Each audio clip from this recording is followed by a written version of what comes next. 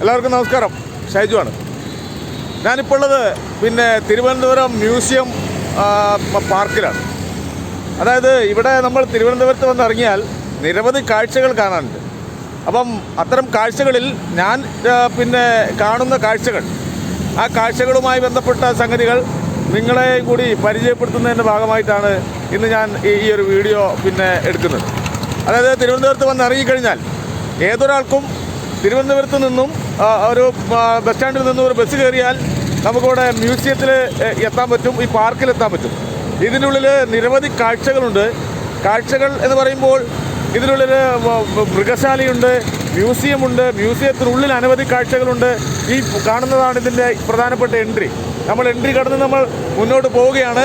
ഞാനും എൻ്റെ കുറച്ച് സുഹൃത്തുക്കളും ഇതുമായി ബന്ധപ്പെട്ട് ഞങ്ങൾ ഒരു ഷൂട്ടിംഗ് തന്നെ തീരുമാനിച്ചിട്ടുണ്ട്. എൻ്റെ കൂടെ ഇന്ന് 2-3 സുഹൃത്തുക്കളുണ്ട്. നമുക്ക് വഴി അവരെ പരിചയപ്പെടാം. ഓക്കെ, എങ്കിൽ നമുക്ക് ഇതിൻ്റെ ഉള്ളിലേക്ക് പോവാം. നമ്മൾ മെല്ലെ പാർക്കിൻ്റെ ഉള്ളിലേക്ക് കടക്കുകയാണ്. ഇതാണ് പാർക്കിൻ്റെ മെയിൻ എൻട്രികളിൽ ഒരു എൻട്രി കേട്ടോ. ഇവിടെ എല്ലാവിധ സെക്യൂരിറ്റി മാനദണ്ഡങ്ങളും പാലിച്ചിട്ട് വേണം പോവാം. നമ്മൾ വെറുതെ അതിൻ്റെ ഉള്ളിലേക്ക് പോയിക്കൊണ്ടിരിക്കുകയാണ്. അപ്പോൾ നമ്മൾ പാർക്കിൻ്റെ ഉൾവശത്തേക്ക് കയറി കഴിഞ്ഞു. നല്ല മനോഹരമായ പാർക്കാണ്.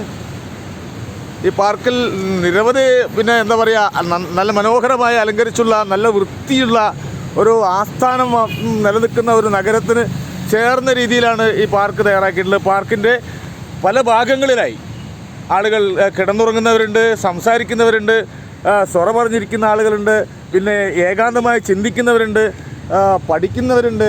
അങ്ങനെ നിരവധി കാഴ്ചകൾ നമുക്ക് ഈ പാർക്കിൻ്റെ ഉള്ളിലേക്ക് കയറിയാൽ കാണാൻ പറ്റും.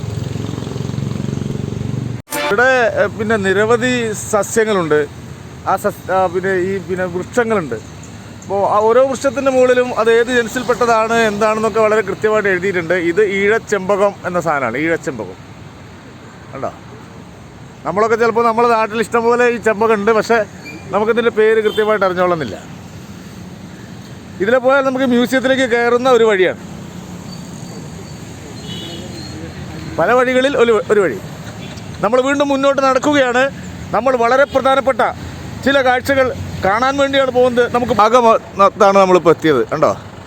തിരുവനന്തപുരത്തെ മ്യൂസിയം നമ്മളെ ലൈഫിൽ ഒരു മലയാളി ജീവിതത്തിൽ ഒരു പ്രാവശ്യമെങ്കിലും കണ്ടിരിക്കേണ്ട ഒരു പ്ലേസാണ്. ഇതിന് പിന്നിൽ ഒരുപാട് ചരിത്രമുണ്ട്. ചരിത്രമൊക്കെ നമുക്ക് പറയാൻ അടുത്തൊരു എപ്പിസോഡിൽ നമുക്ക് ഇതിൻ്റെ ചരിത്രം പറയാം. ഇപ്പം നമുക്കിതിൻ്റെ കാഴ്ചകൾ കാണാം. മനോഹരമായ കാഴ്ചകളാണ് കേട്ടോ. ഒരിക്കലെങ്കിലും ഈ ഭാഗത്തൊക്കെ വരണം. നല്ല സുന്ദരമായ പൂക്കളും വൃത്തിയുള്ള വഴികളും ഒക്കെ ആയിട്ട് കൃത്യമായിട്ട് ഒരു മനോഹരമായ ഉദ്യാനം നഗരത്തിൻ്റെ നടുക്ക് വളരെ ഭംഗിയായി സൂക്ഷിച്ചിട്ടുണ്ട്. അതിനോടൊപ്പം ഒരു മ്യൂസിയമുണ്ട്. അതിന് തൊട്ടടുത്ത് തന്നെ ഒരു മൃഗശാലയുമുണ്ട്. ഓക്കെ,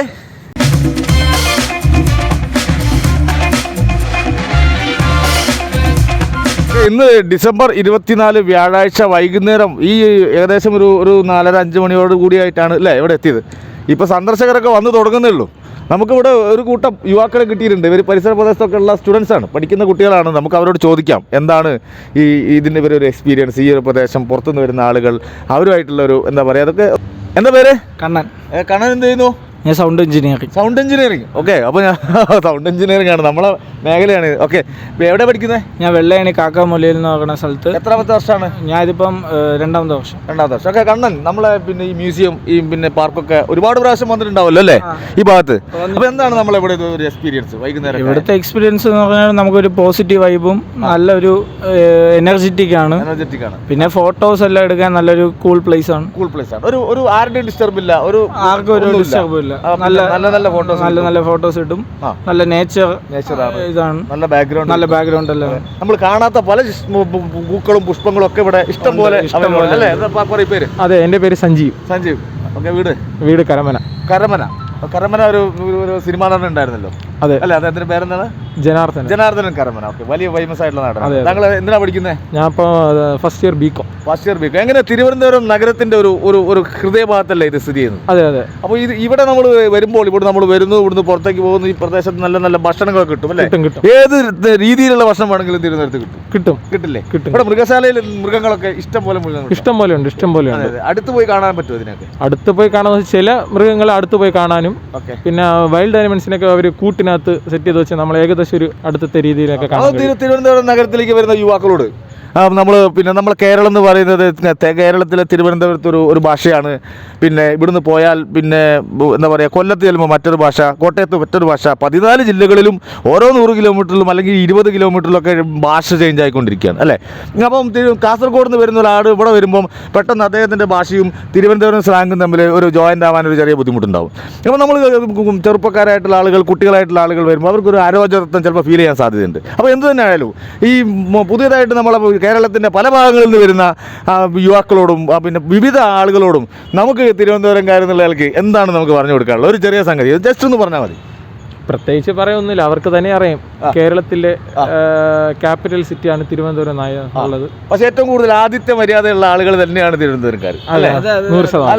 ഈ ആതിഥ്യ മര്യാദ നമുക്ക് പെട്ടെന്ന് വരുമ്പോൾ ഫീൽ ചെയ്ത് തോന്നുന്നില്ല. ഞാനൊരു കോഴിക്കോടുകാരനായതുകൊണ്ട് പറയുകയാണ്, ഈ വരുമ്പം ചിലപ്പം ആ ഭാഷയുടെ നീട്ടലും കുറുക്കലും ഒക്കെ കേൾക്കുമ്പോൾ നമുക്കത് ഫീൽ ചെയ്ത് തോന്നുന്നില്ല. പക്ഷേ ഒരു ദിവസം അല്ലെങ്കിൽ 2 ദിവസം നമ്മളിവിടെ നിന്ന് കഴിയുമ്പോൾ തിരുവനന്തപുരം നഗരത്തിലെയും ഇവിടെ ജീവിക്കുന്ന ചെറുപ്പക്കാരുടെയും ഇവിടുത്തെ ആളുകളുടെയും ഒരു ആതിഥ്യ മര്യാദയും സ്നേഹവും ഒക്കെ ആവോളം നുകരാൻ പറ്റും. അതുകൊണ്ട് പെട്ടെന്ന് വരുമ്പോൾ ഭാഷ ചേഞ്ച് ആയി വരുമ്പോൾ അല്ലെങ്കിൽ ഒരു കൾച്ചറിൻ്റെ വ്യത്യാസമൊക്കെ കാണുമ്പോൾ പെട്ടെന്ന് പിന്നെ ഇത് നമുക്ക് പറ്റാത്ത സ്ഥലമാണെന്നൊന്നും വിചാരിക്കരുത്. പറയൂ, എന്താ പേര്? എൻ്റെ പേര് നവനീത്. നവനീത് പഠിക്കുന്നു. ഞാൻ BSc മാത്തമാറ്റിക്സ് സ്റ്റുഡൻ്റ് ആണ്. Second year. അപ്പോൾ പിന്നെ പറയൂ, താങ്കളുടെ അഭിപ്രായം പറയണം. ഞങ്ങൾക്ക് കേരളത്തിലുള്ള എല്ലാവരെയും പിന്നെ കേൾപ്പിച്ചു കൊടുക്കണം. നമുക്ക് ഒരു ചാനൽ പറഞ്ഞാൽ ഇവിടെ യുവാക്കൾക്ക് പ്രത്യേക പരിഗണന കൊടുക്കുന്ന ഒരു ചാനൽ. അത് മാത്രവുമല്ല, ഈ കാലഘട്ടത്തിൻ്റെ പുത്തൻ സൃഷ്ടികളായിട്ടുള്ള വരും കാലഘട്ടത്തെ മുന്നോട്ട് നയിക്കേണ്ട യുവാക്കൾക്കിടയിൽ നിന്നും പുത്തൻ പിന്നെ പ്രതിഭാസങ്ങളെ ഉണ്ടാക്കി കൊണ്ടുവരാൻ പറ്റുമോ എന്നുള്ള ഒരു ചിന്താഗതിയിൽ നിന്നും ഉണ്ടായിട്ടുള്ള ചാനലാണ് പ്ലേ ഫോർ യു, നിങ്ങൾക്ക് വേണ്ടിയുള്ള ചാനൽ. ഇപ്പം ട്രിവാൻഡ്രംകാർ ഫ്രണ്ട്ലി അല്ല എന്ന് ഓർത്ത് ആരും ഇവിടെ വരാതിരിക്കണ്ട. ഇവിടെ എല്ലാവരും നല്ല ഫ്രണ്ട്ലിയാണ്. ഭാഷ മനസ്സിലാക്കാൻ നമുക്ക് കുറച്ച് ബുദ്ധിമുട്ടാണ്. പക്ഷെ നമ്മൾ പറയണത് എന്തായാലും കൃത്യമായിട്ട് മനസ്സിലാവും. കാരണം നമ്മളെ ട്രിവാൻഡ്രം സ്ലാങ് എന്ന് പറയുമ്പോൾ ഉള്ളതിൽ വെച്ച് ഏറ്റവും സിംപ്ലസ്റ്റ് ഫോം ഓഫ് ലാംഗ്വേജ് ആണ് നമ്മുടേത്. നമ്മൾ മലയാളം എന്ന് വെച്ചാൽ കൂടുതൽ കൂട്ടിത്തിരിച്ച് പറയുന്നില്ല. കറക്റ്റ് എങ്ങനെയാണ് മലയാളം അതേപോലെയാണ് നമ്മൾ സംസാരിക്കുന്നത്.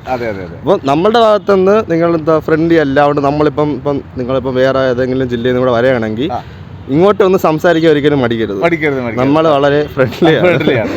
അപ്പോൾ എന്താ ഇപ്പം നമ്മൾ ചിലപ്പം ആദ്യമൊക്കെ ഇവിടെ നിൽക്കും, ചിലപ്പോൾ നിങ്ങളെ ഭാഷയൊക്കെ ആയിട്ട് നമ്മളിപ്പം കളിയാക്കുമായിരിക്കും.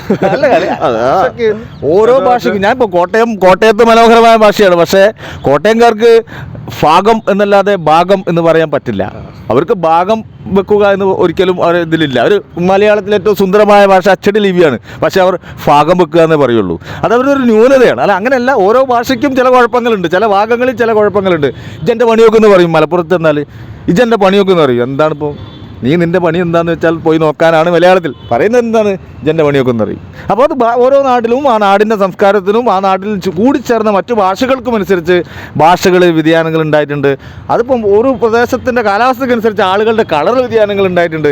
ഇതൊക്കെ പിന്നെ പ്രകൃതിയുടെ ഒരു തരം എന്താണ് വികൃതിയാണ്. പേര് പറയും. എൻ്റെ പേര് ഉമേഷ്. ഞാനിവിടെ കാര്യവട്ടം ഗവൺമെൻറ് കോളേജിൽ സെക്കൻഡ് ഇയർ ആണ്. ബയോടെക്നോളജിയാണ് പഠിക്കുന്നത്, BSc.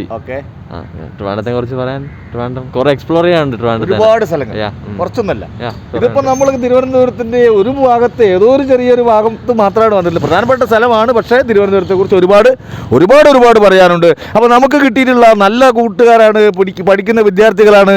ഞാൻ ഇത്രയും നേരം അവർ നമ്മളോട് കുറച്ച് കാര്യങ്ങളൊക്കെ പറഞ്ഞു. വളരെ നന്ദി. Thank you. നമ്മൾ ഈ മ്യൂസിയം ഉദ്യാനത്തിൻ്റെ ഒരു പ്രധാനപ്പെട്ട ഭാഗത്തേക്കാണ് പോകുന്നത്.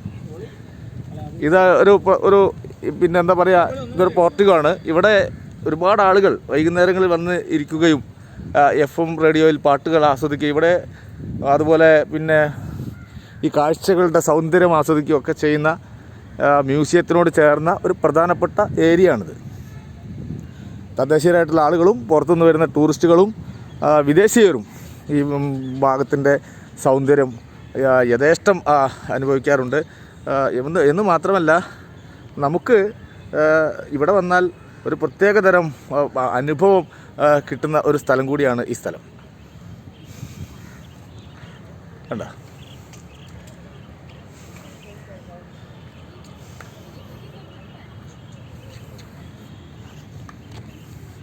മനോഹരമായ പൂക്കൾ കൊണ്ട് അലങ്കരിച്ചിട്ടുള്ള ഒരു ഉദ്യാനം. ചില സ്ഥലങ്ങളിലൊക്കെ അത്യപൂർവമായിട്ട് നമ്മൾ എന്താ പറയുക, വളരെ അപൂർവമായിട്ട് മാത്രം കാണുന്ന രീതിയിലുള്ള ഒരു ഇൻസ്റ്റലേഷനൊക്കെ കാണാം പൂക്കൾ ഉപയോഗിച്ചിട്ടുള്ള.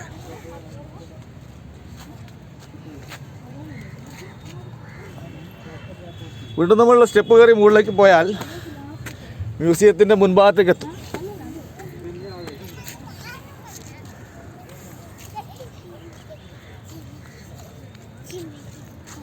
കണ്ടോ?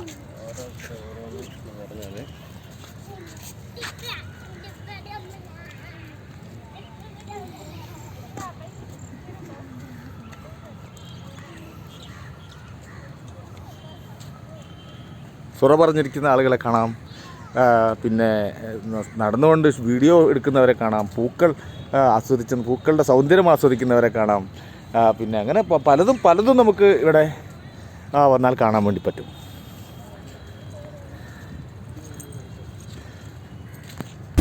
ഈ മ്യൂസിയത്തിൻ്റെ പ്രധാനപ്പെട്ട എൻട്രി, നമ്മൾ ഇതിന് വിവിധങ്ങളായിട്ടുള്ള 2-3 ഭാഗങ്ങളിൽ കൂടി കടന്നു വരാം. പക്ഷേ പ്രധാനപ്പെട്ട എൻട്രിയിലാണ് ഇപ്പോൾ നമ്മൾ നിൽക്കുന്നത്. കയറി വരുമ്പോൾ തന്നെ നല്ല സുന്ദരമായ ഒരു ഫീലിംഗ്, അല്ല ഒരു അന്തരീക്ഷമുള്ള മനോഹരമായ കാഴ്ചകളുള്ള ഒരു ഭാഗത്തേക്കാണ് നമ്മൾ കയറി വരുന്നത്. ഈ എൻട്രിയിൽ കൂടി നമ്മൾ കയറി ഈ മ്യൂസിയത്തിൻ്റെ ഉള്ളിലേക്ക് പ്രവേശിച്ചാൽ വളരെ പൗരാണികമായിട്ടുള്ള വെങ്കല പ്രതിമകളും പുരാവസ്തുക്കളും അങ്ങനെ ഒരു സംസ്കാരത്തിൻ്റെ മുഴുവൻ സംഗതികളെയും ആലേഖനം ചെയ്തിട്ടുള്ള അല്ലെങ്കിൽ സൂക്ഷിച്ചു വെച്ചിട്ടുള്ള ഒരു പൗരാണികമായിട്ടുള്ള ഒരു മ്യൂസിയമാണ് ഈ നേപ്പിയർ മ്യൂസിയം. ഇത് 1874 ഇതിൻ്റെ പഴയ കെട്ടിടം പൊളിച്ച് 1875 പുതുക്കി പണിത ഒരു മ്യൂസിയമാണ്. അന്നത്തെ മദ്രാസ് ഗവർണറായിരുന്ന നേപ്പിയർ പ്രഭു അദ്ദേഹത്തിൻ്റെ പേരിലാണ് ഇത് അറിയപ്പെടുന്നത്. അപ്പം ഇതിന് ഞാൻ പറയാനുള്ളൊരു പ്രധാനപ്പെട്ട കാര്യം, ഒരു അല്പം ചരിത്രം ഇതുമായി നമ്മളിപ്പം ഈ മ്യൂസിയത്തിലേക്ക് തിരുവനന്തപുരത്തേക്ക് വരുന്ന ഒരു കാസർഗോഡുകാരനോ കണ്ണൂരുകാരനോ അതല്ലെങ്കിൽ കേരളത്തിൻ്റെ മറ്റ് വടക്കൻ ജില്ലകളിലുള്ള ഏതെങ്കിലും ഒരാളോ, ഇപ്പോൾ തൽക്കാലം തിരുവനന്തപുരത്തുള്ള ആളുകളെ സംബന്ധിച്ചിടത്തോളം, അല്ലെങ്കിൽ കണ്ണൂർ തൊട്ടടുത്തുള്ള പത്തനംതിട്ടയോ കൊല്ലമോ ആലപ്പുഴയോ കോട്ടയോ ഒക്കെ സംബന്ധിച്ചാൽ അവർ വരാൻ എളുപ്പമുള്ളൊരു സ്ഥലമാണ്. പക്ഷേ തിരുവനന്തപുരത്ത് നിന്നോ കാസർഗോഡ് നിന്നോ കാഞ്ഞങ്ങാട് നിന്നോ കണ്ണൂർ നിന്നോ മലപ്പുറത്തിൻ്റെ വിവിധ ഭാഗങ്ങളിൽ നിന്നോ ഒക്കെ എത്തിപ്പെടുന്ന ആളുകളെ സംബന്ധിച്ചിടത്തോളം ഒരല്പം ചരിത്രം അങ്ങനെ പറഞ്ഞെന്ന് മാത്രമേ ഉള്ളൂ. അപ്പോൾ നമ്മൾ നമ്മുടെ ജീവിതത്തിൽ കേരളത്തെക്കുറിച്ച് മനസ്സിലാക്കുമ്പോൾ, കേരളത്തിൻ്റെ സംസ്കാരത്തെക്കുറിച്ച് മനസ്സിലാക്കുമ്പോൾ, ഇതിൻ്റെ പ്രത്യേകതകളെക്കുറിച്ച് മനസ്സിലാക്കുമ്പോൾ തീർച്ചയായിട്ടും കണ്ടിരിക്കേണ്ട നമ്മുടെ തലസ്ഥാന നഗരിയിലെ വളരെ പ്രധാനപ്പെട്ട ഒരു സ്ഥലമാണ് ഈ നേപ്പിയർ മ്യൂസിയം. ഇതിൻ്റെ ശില്പകല എന്നൊക്കെ പറയുന്നത് വളരെ പ്രത്യേകതയുള്ള ശില്പകലയാണ്. ഇതിൻ്റെ ശില്പകലയുടെ പ്രത്യേകത കൊണ്ട് തന്നെ ഒരു കാലഘട്ടത്തിലും ഇപ്പോഴും വളരെയധികം ശ്രദ്ധിക്കപ്പെടുന്ന ഒരു ശില്പകല രീതിയാണ് നമുക്കിവിടെ കാണാൻ വേണ്ടി പറ്റുന്നത്. ഇതിനെക്കുറിച്ചൊക്കെ ഗവേഷണം നടത്തുന്ന വിദ്യാർത്ഥികൾക്ക് കൂടുതലായിട്ട് പഠിക്കാം. കാരണം 15 മിനിറ്റോ അല്ലെങ്കിൽ 20 മിനിറ്റോ ഒക്കെ നീളുന്ന ഒരു ചെറിയ ബ്ലോഗിൽ കൂടി ആധികാരികമായിട്ട് മുഴുവനായിട്ടും പൂർണ്ണമായിട്ടും ഇതിനെക്കുറിച്ച് പറയാൻ പറ്റില്ല. നമുക്ക് ഇനിയും കാഴ്ചകൾ കാണാനുണ്ട്. നമുക്ക് മറ്റൊരു സ്ഥലത്തേക്ക് പോകാം.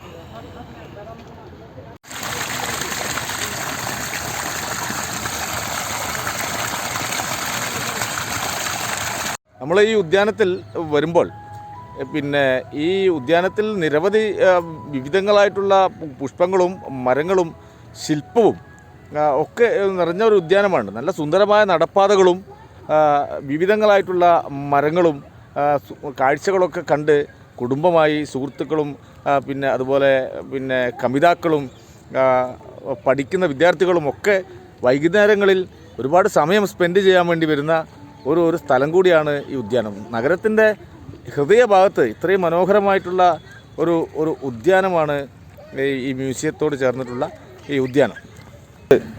ഡിസ്റ്റൻസ് കീപ്പ് ചെയ്യാനുള്ള അടയാളങ്ങളൊക്കെ ഇവിടെ കാണാം. ടിക്കറ്റ് എടുക്കാൻ വേണ്ടി പോകുമ്പോൾ ഡിസ്റ്റൻസ് കീപ്പ് ചെയ്യാനുള്ള അടയാളങ്ങൾ. ഇപ്പം ഞാനിവിടെ എത്തിയപ്പം ഒരു 6 മണി കഴിഞ്ഞു. ഇവിടെ രാവിലെ 9 മണി മുതൽ 5:15 വരെയാണ് പ്രവേശന സമയം. ടിക്കറ്റ് എടുത്ത് നമുക്ക് ഉള്ളിൽ കയറാം. ഇവിടെ വീഡിയോ എടുക്കാനും ഫോട്ടോ എടുക്കാനൊക്കെ വേണ്ടിയിട്ട് നമ്മൾ പൈസ കൊടുത്താൽ നമുക്ക് അനുമതി കിട്ടും. ഷൂട്ടിങ്ങിനുള്ള അനുമതിയൊക്കെ ഇവിടെ കിട്ടും.